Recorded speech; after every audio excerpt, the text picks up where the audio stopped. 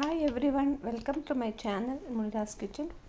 இப்போ நம்ம கிச்சனில் இந்த ப்ரான்ஸ் வச்சு ஒரு ப்ரான்ஸ் ஃப்ரை எப்படி பண்ணுறோம் பார்க்கலாம். அதுக்கு முதல்ல நம்ம இதை மேரினேட் பண்ணணும்.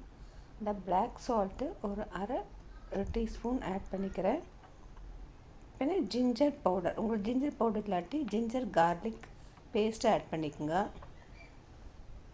இப்போ கார்லிக் பவுடர் அதே மாதிரி கொஞ்சம் ஆட் பண்ணிக்கிட்டு இப்போ லெமன் பவுடர் நம்ம ஆட் பண்ணலாம். லெமன் பவுடர் இல்லாட்டி நீங்கள் லெமன் ஜூஸ் ஆட் பண்ணிக்கலாம். அதுக்கப்புறம் ஒரு மஞ்சள் பொடி ஒரு 1/4 டீஸ்பூன். அதுக்கப்புறம் காரத்துக்கு நம்ம பெப்பர் பொடி 1 டீஸ்பூன் ஆட் பண்ணிக்கிறோம். இப்போ தான் தேவைக்கு தகுந்த மாதிரி கொஞ்சம் சால்ட் ஆட் பண்ணி நல்லா மிக்ஸ் பண்ணி நம்ம ஒரு 15 மினிட்ஸ் இல்லாட்டி 10 மினிட்ஸ் ஆகுது மினிமம் அதை நம்ம மேரினேட் பண்ணி ஒரு பக்கம் மாற்றி வைக்கலாம். ஒரு பிளேட்டில் 2 டேபிள் ஸ்பூன் கார்ன்ஃப்ளவர் ஆட் பண்ணிக்கிறேன். இதை நம்ம ப்ரான்ஸை முக்கி பொரிக்கணும். அதுக்கப்புறம் 2 டேபிள் ஸ்பூன் மைதா ஆட் பண்ணிக்கிறேன்.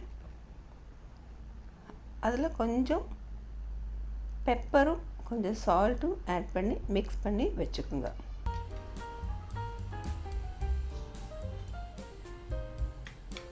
அதுக்கப்புறம் நம்ம மேரினேட் பண்ணி வச்சுக்கிற ப்ரான்ஸை இதில் 1 பை 1 முக்கி பெரட்டி எடுத்து வச்சுக்கோங்க.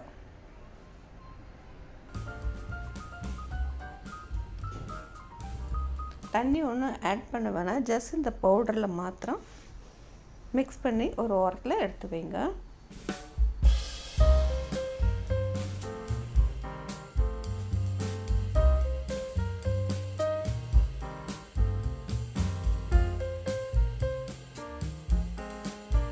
இப்போ நம்ம எல்லா ப்ரான்ஸும் இந்த மாதிரி அந்த மாவில் முக்கி தனியாக எடுத்து வச்சுக்கலாம், உதிரி எடுத்து வச்சுக்கலாம். இப்போ நம்ம ஒரு பக்கம் ஒரு பவுலில் தண்ணி எடுத்து வச்சுக்கலாம். இந்த தண்ணியில் நம்ம இந்த ப்ரான்ஸை முக்கி பொரிக்கணும். எண்ணெய் நல்லா ஹாட் ஆயிலில் முக்கி பொரிக்கணும். இது என்ன காரணம் சொன்னால் நம்ம பரட்டி வச்சுக்கிற மாவு எண்ணெயில் உதிராது. அதுக்கப்புறம் இந்த எண்ணெய் நம்ம எப்பவும் மீன் பொரிக்கும் போதெல்லாம் எண்ணெய் தெரிக்குதில்ல வெளியே, அது தெரிக்காது, எண்ணெயும் நமக்கு ஸ்பாயில் ஆகாது. அதனால இப்போ நம்ம தண்ணியில் முக்கி இந்த மாதிரி பொரிச்சா அவ்வளவும் நல்லது. மாவெல்லாம் மேலே கோட்டிங் நல்லா நிற்கும். இப்போ ஒரு பக்கம் நல்லா முறிஞ்ச பிறகு அடுத்த பக்கம் நமக்கு திருப்பி போட்டுக்கலாம். அந்த பக்கம் நல்லா முறிஞ்ச பிறகு வேறு பாத்திரத்தில் நமக்கு ட்ரான்ஸ்ஃபர் பண்ணிக்கலாம்.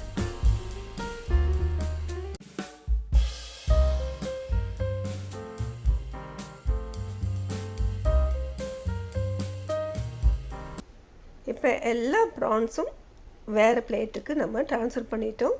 இது நம்மள்ட கிறிஸ்பியான ப்ரான்ஸ், நல்ல கிறிஸ்பியாக இருக்கும். இது ரச சாதம், சாம்பார் சாதத்துக்கெலாம் நல்ல சூப்பரான ஒரு காம்பினேஷன். வீட்டில் ட்ரை பண்ணி பாருங்கள்.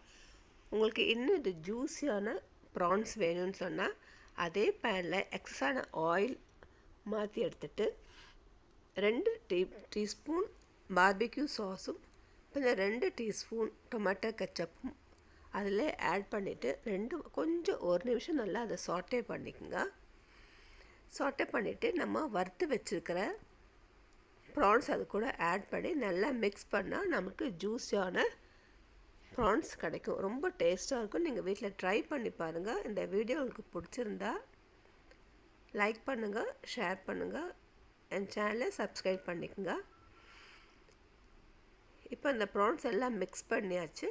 அதுக்கு மேலே சும்மா டெக்கரேஷனுக்கு வேண்டி கொஞ்சம் கொரியண்டர் லீவ்ஸும் கொஞ்சம் வெள்ளை எள்ளும் அது கூட ஆட் பண்ணி நல்லா சூடோடு பரிமாறுங்க. ஓகே ஃப்ரெண்ட்ஸ், அடுத்த வீடியோவில் புதிய ரெசிபியோடு உங்களை பார்க்கலாம்.